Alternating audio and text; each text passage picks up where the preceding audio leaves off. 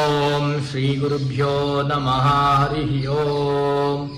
अहं रुद्रेभिर्वसुभिश्चराम्यहमादित्यैरुत विश्वदेवैः।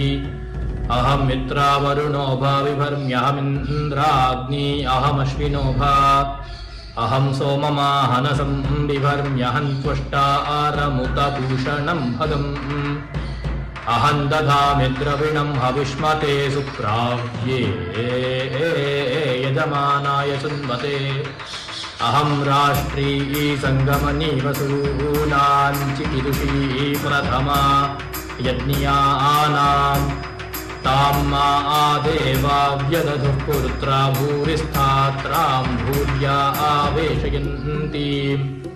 मया सो अन्नमत्तियो विपश्यति यः प्राणिति य ईं शृणोत्युक्तम् अमन्तवो मान्तौ पक्षियन्